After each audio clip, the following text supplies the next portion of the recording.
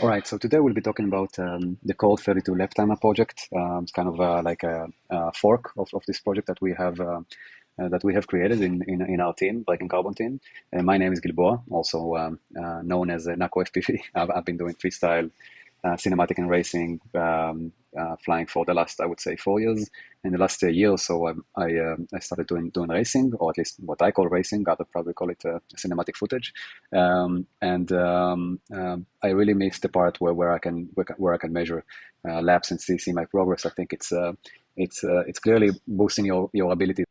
So I find it very useful, also to practice not only on formal tracks where we actually have the very, very expensive unit that actually measured that, the VRX system. So I've looked around and I found this project was relatively cheap to build, and I think it can be built by any pilot, especially with the pricing and with the knowledge we usually have as FPV pilots. And I think it's super useful to be using that. You can use it at home if you're flying whoops and you want to just see if you improve with a certain track. You can use it out there for any size of drone, as long as the drone has a video transmission system. This will work. Basically, I've started this project clearly from a fork that was created. The original project started like about 10 years ago, I think. It was a Chorus lap timer, and the evolution of it was Chorus32, that is based on ESP32, which has much more capabilities. I forked this one from Crawler repo, and I think that the PCB is basically designed by Aaron Smith from Hertz FPV. Very, very smart guys. I've been following them, and I've learned a lot from the work that he and the team has been doing. So maybe let me start from the end. So that's how my lap timer looks like. This is clearly the lap timer sits inside the house. Basically has the receivers here, and on the other side, you cannot see, has an ESP32, Wi-Fi connection, DC to DC, and it's powered by an XT30 on the back here. Usually after I power it up, it's opening up an access point, and I can connect to it with a dedicated app from my Android phone, and basically control, calibrate, start measuring, start tracks. Usually pair that with a Bluetooth speaker, and that way it also calls out the laps, so you can actually just listen and you don't have to be active. It's working pretty solid overall. It has its issues, clearly. It's not super sophisticated software and hardware, but I think it's pretty solid, works pretty well, and definitely worth the effort. So this film, I'm going to be going over a couple of things. The first thing is introduction to the hardware of this lap timer and what it means to build one. The second one is flashing this lap timer, with firmware and data, whatever it needs. And then we'll move over to the operating side with the software, with the app or any other field action that you need to take in order to operate this timer. So I think let's start. 2 minutes 1.46 seconds.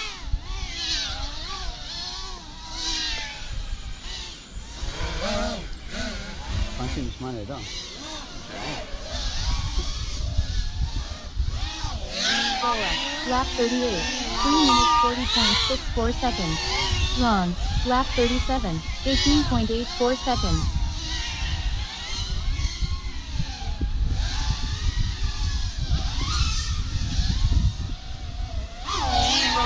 Lap 39, 17.28 seconds. Wrong. Lap 38, 16.35 seconds. Yo! 16.35. 0.35? Yeah. Lap 39. Okay, so in this part we'll be talking about the hardware part, how to assemble a Chorus32. So basically, for that part, I gotta say it's a pretty challenging one, and in many cases this is like the barrier that many people look at this project and probably back off, but really for no reason. I try to make it as simple as possible. So as I said earlier, I've been using the PCB V2 by Aaron Smith. The PCB looks like this basically when it's finalized. I can go all the way and show the different bill of materials and how to create a PCB, basically like the basic PCB from PCBWay, and assemble all the parts here, like part by part, order part by part, and going through the schematics of actually wiring each part in the relevant place. But what I've done is I've partnered with PCBWay, and I've sent them all the materials with schematics, and I've did a couple of iterations with them for several weeks until we got to a point where they are manufacturing the majority of the board for me. So they pretty much did all the dedicated soldering parts, of resistors, capacitors, diodes, LEDs, whatever, as well as the ESP32 and the XT30 and the capacitor. So basically almost everything, and I'll walk you through, assuming you have a board at this stage. If you want to do this on your own as well, that's totally feasible. You can buy the PCB from PCBWay as is, like naked. Buy all the parts here that are in the bill of materials. I can help you out here, if you want everything. But then you need some special stuff, like you need a blower, basically. That's a special blower that you need, and you probably need some instruments to actually do that. Quite honestly, I wouldn't go down this way, but if you are really into electronics and want the challenge, then please go for it. So my assumption here is that basically you already started at this point, and I'll walk you through whatever you need to be doing from this point and on. So what we can see here is basically this is the PCB board. This is, as I said, is the place for the ECP32, the controller. This is a place for a DC to DC converter, because we want to plug it in here like from 2S to 6S. The reason it's an XT60 because it's mostly used for FPV pilots, and that's probably what you have most handy at out there. And this is the place for the receivers themselves. So you theoretically can get up to 6 receivers. The 6th one requires some special wiring, because this is used for voltage measurement. So in practice, I recommend to install only 5. So you can see the numbering, and you should solder it, as per the order. So 1, 2, 3, 4, and if you use 5, then it's the 5th one over here. You can get up to 5, so you can start with only 1 and install the rest later on. You can stay with 1. In my lifetime, I've installed 5. This one, so I have some redundancy because the receivers sometimes burn out. And in this one, the experimental one, I have 2. From this point, what we need to be doing is there are a couple of steps. The first one is soldering the DC to DC converter. This is a pretty straightforward one. I think it's called, let's find it over here. So it's called MP1584, basically.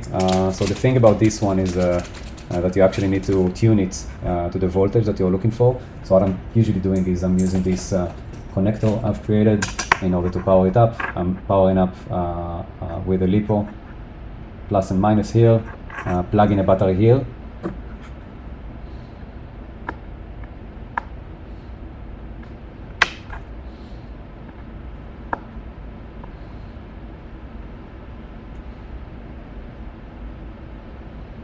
All right, this should be enough.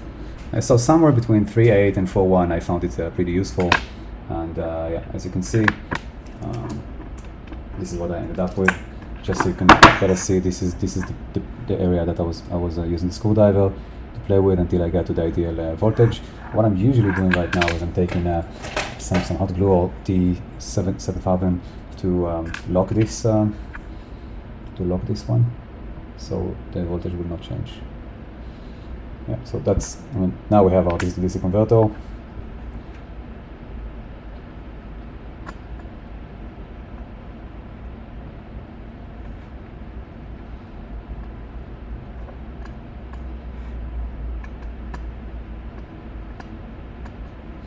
And while I have my solder iron on me, I'll do 2 more things. One is I'm going to solder P8. P8 is pretty much the power source. You can use a switch, so like a 2-way switch into this P8 to connect to it, and then, like I did over here, is use this one like a switch and pull out. For the sake of of the current example, I'm just going to shorten it, between the 2 sides.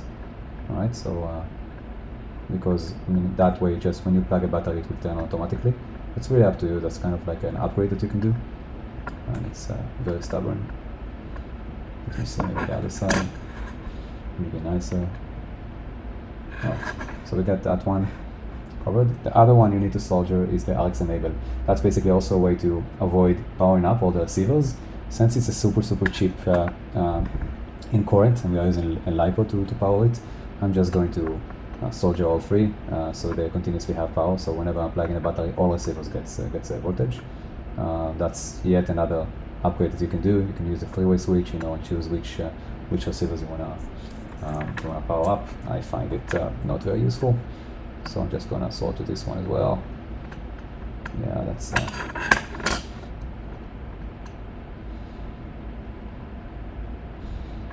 Alright, so it looks like I'm done over here as well. Now let's solder this one.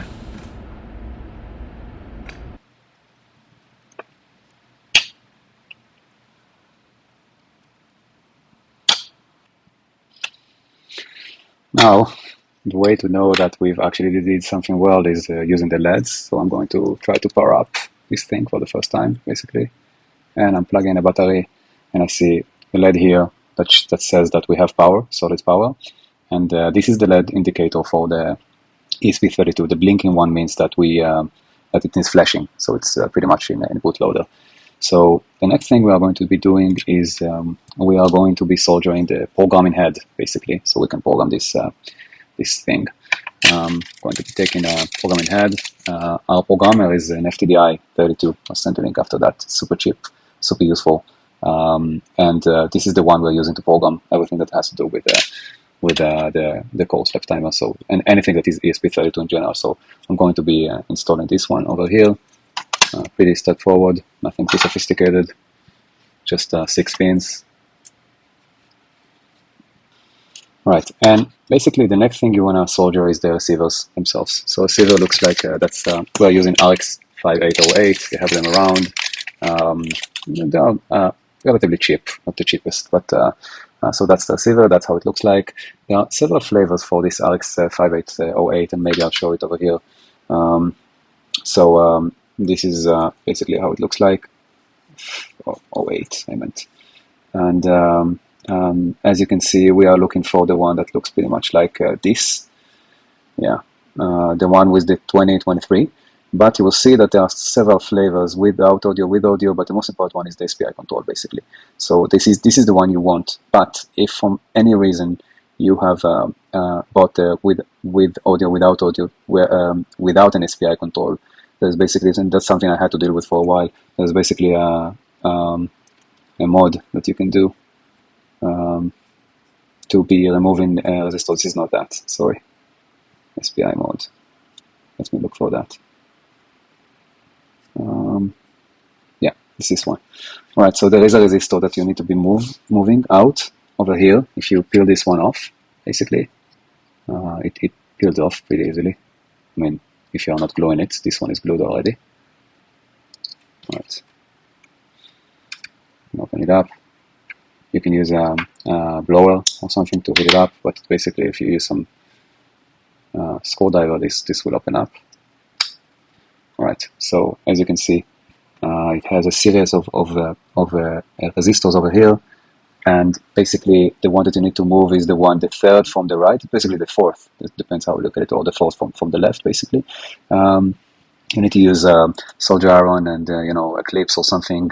Be very, very delicate, so you don't affect the other parts around here. I've done this many times before they start to sell the SPI control one. So it's not that complicated, but without that you'll not be able to control the channels, basically. So you need that. It's pretty straightforward. As I said, we are soldering to RX1, so it's you only solder 3 pads over here. It's 3 for the control and the RSSI. That is the feedback basically for the receiver, the voltage and ground. Another thing I'm recommending to use is a heatsink. I can send description also, but basically a heatsink on top of this one, because this gets super, super hot. So I'm really recommending to add that one as well. One thing about this, which is very, very important, those pads for the RX5808 are really crappy. You pretty much have one chance to solder it, and after that, if you made a mistake or it's ruined, or you want to move it to a different board, don't do that without a proper blower, like this one, for example, something like this. These pads only have you only have one opportunity with them. Really, don't mess with that. I've done too many of those. I have to throw away many of those with dead pads. You can see I have a grave of RX5808 with dead pads basically around here. So I really recommend to use a blower to be moving them around, but try to be very delicate when you install the first one. So at this stage, I think we're pretty much at the place where we can flash this one. I'll show you full flashing for this one, and then we'll probably move over to one of my more mature ones with 5 receivers, because I don't have enough receivers to solder on this one here. This one probably go to another lucky guy that wants another. So okay, so let's end with that. All right. So at this stage, what we want to be doing is basically we want to flash this unit. All right. So for that, I'm actually going to be moving over to the PC to walk through some stuff. So basically, basically, this is the repo that I've been using and adding all my recent changes to. I'll send the link after that, but it has primarily three portions. One is the filmer that actually goes here. The other one is the Android app that is used to control, to connect to the timeline to control.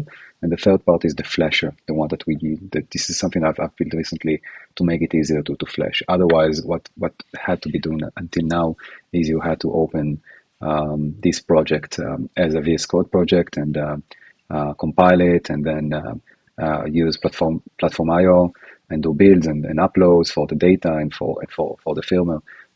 So I think it's probably also another area that can scare people out. So I think the flasher might be useful for that.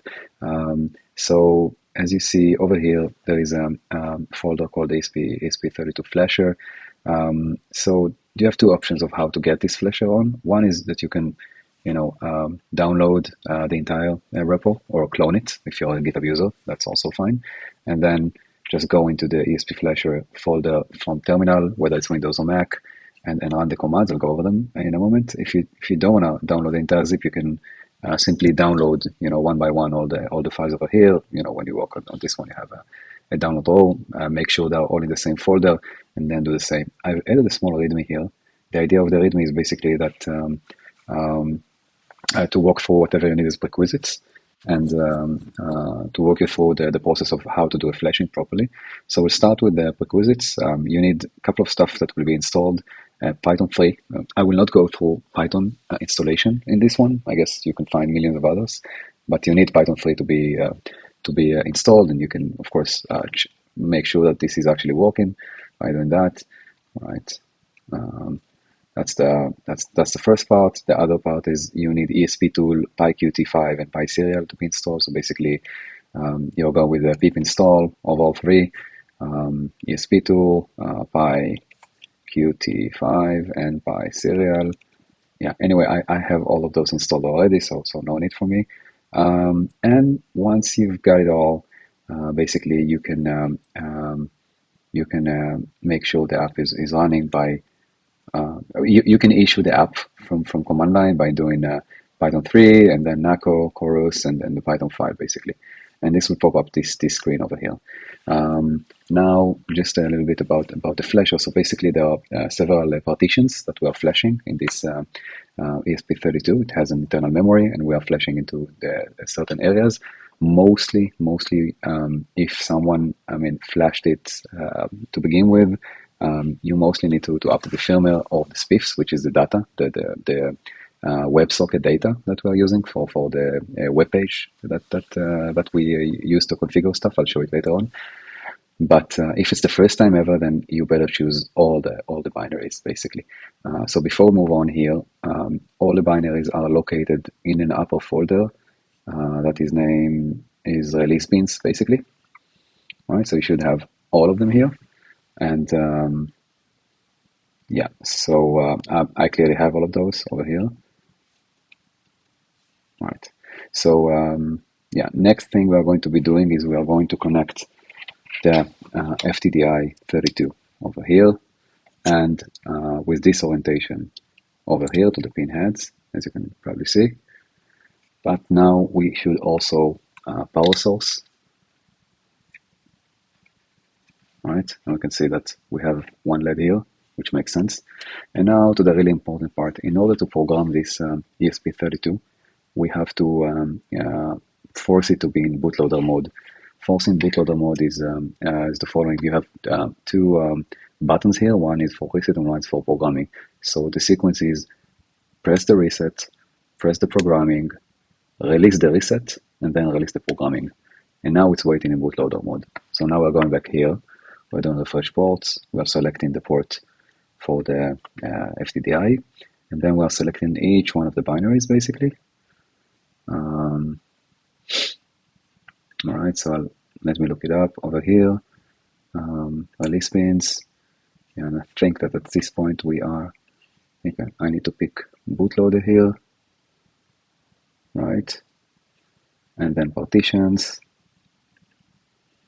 and then OTA data, and then firmware, and then spiff. All right, we've got them all. Now we're going to click flash. It's going to take a while because this is the first time ever and I'm flashing a lot of binaries here. As I said earlier, after this initial flashing, usually we are publishing only spiffs and firmware, basically. So you shouldn't do all of that all over again. It's pretty rare that you need to update in general, but it's probably worth to be familiar with that. Right. Looks like it flashed everything. Looks like it. Now we are disconnecting this one and pressing reset. And now we have a solid LED over here, which means it's booted successfully. And the next phase is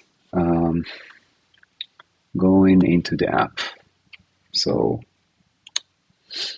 what we're going to be doing here is we are going to be searching for Wi-Fi networks. And as you can see, as an initial network, you have a Chorus32 0. Okay, so that's the initial one. I'll connect to this one. And pretty quickly I'll get go into the Wi-Fi network. And then I'll go here, basically. All right, so I'll do the same also from here. Basically, I can connect because it's it's booting up with an AP mode. I can also connect from this one. And when I'm connected from this one, I should basically go to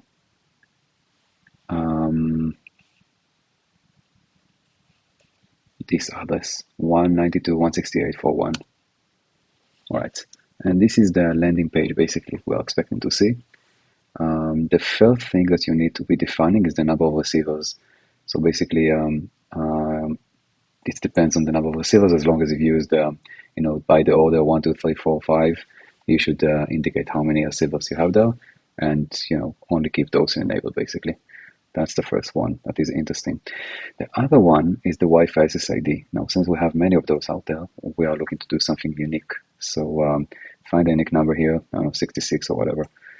And then there is also an option here to do a reset for the codes. You'll see it blinking very, very quickly. Probably will not notice. And yeah, this should have resetted him, basically. Yeah. And now if I go to the other networks, I'll see Chorus32 6. So for some reason it only captured the 6. Let's figure it out. Okay, so it saved this one, but for some reason here it only kept 6. Maybe I did a reset too quickly. All right, let's see now.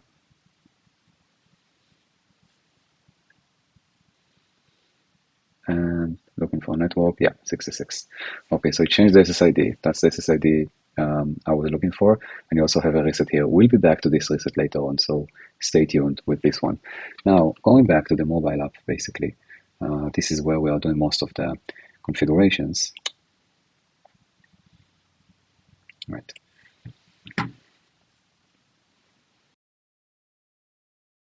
So now we are down to the operational part, which basically means that we have a left tire that is fully flashed.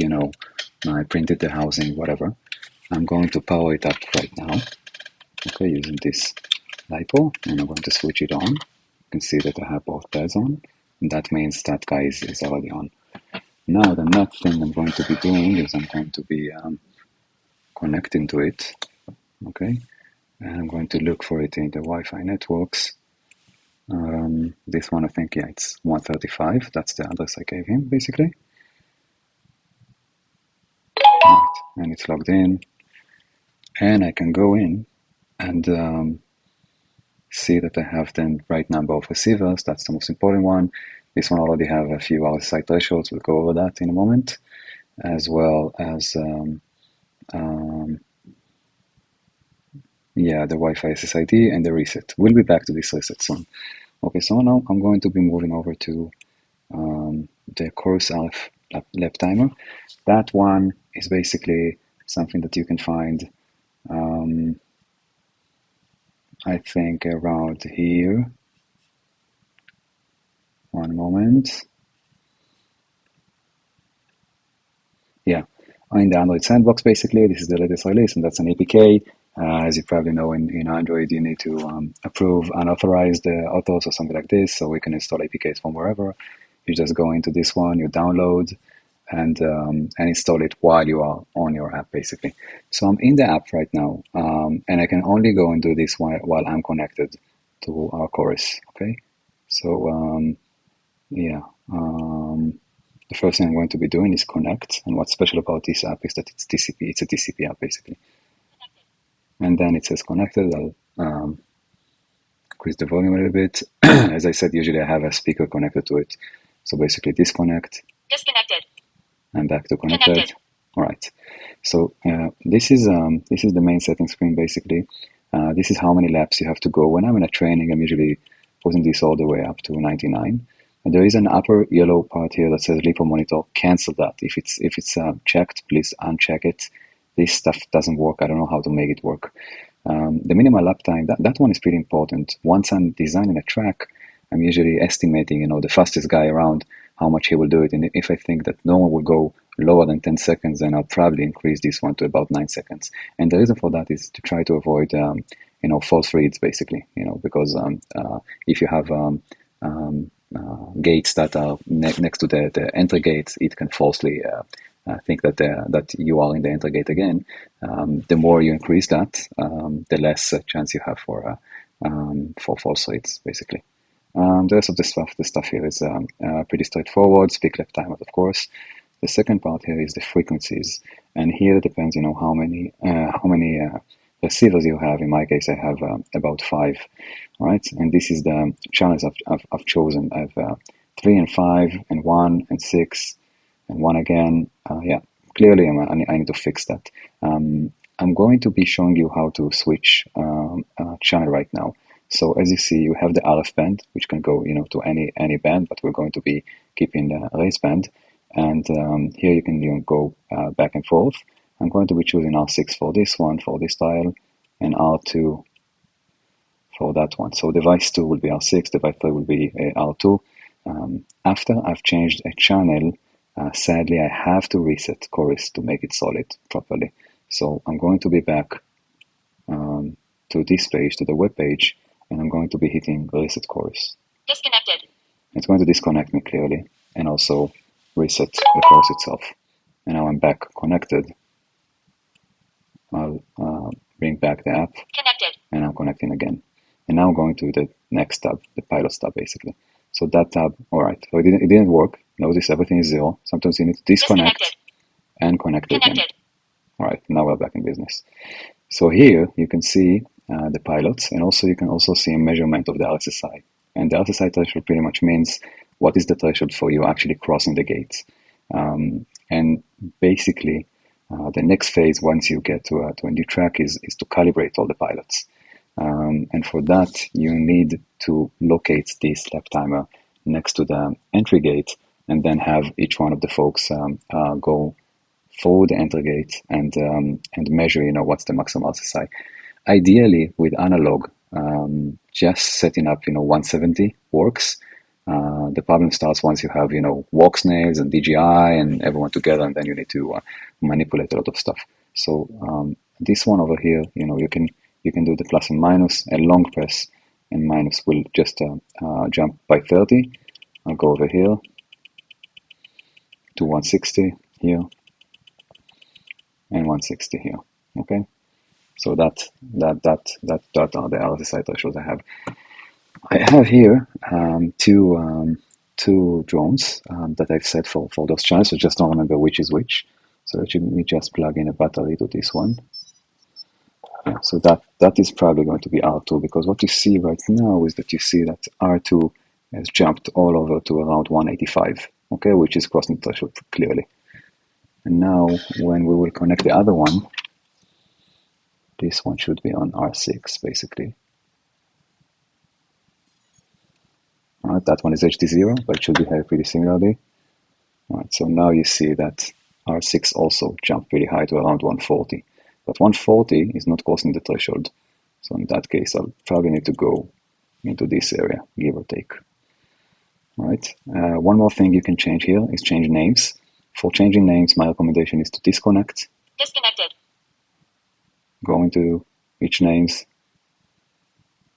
change the name.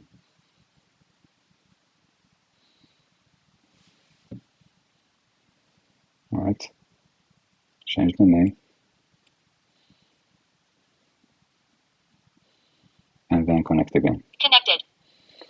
All right. Now we are going to race. And basically once all set, and once you've only checked the pilots that you want to run right now and that you calibrated, out of the 5, you don't have to use all 5 every time. You only have 2 here, you go to the race, you see only those 2 pilots, and then you hit start race. Starting race in 3 seconds.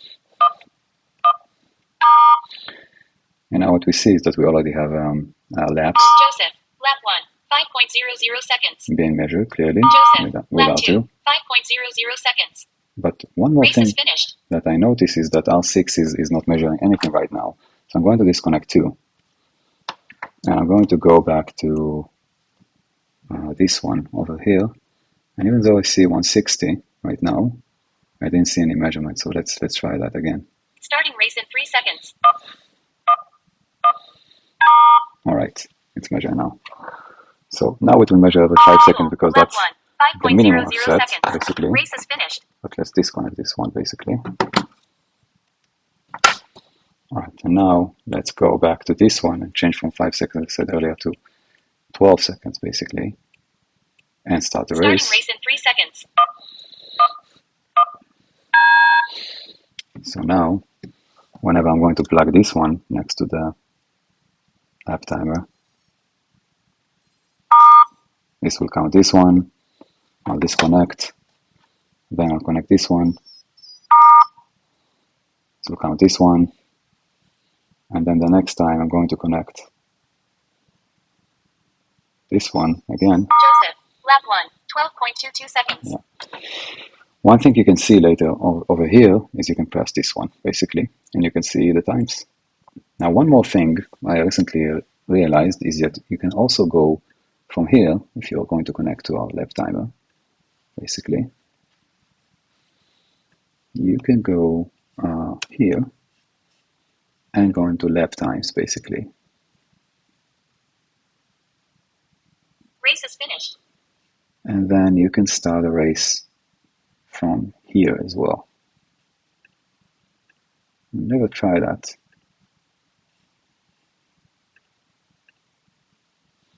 No, let's give it a shot.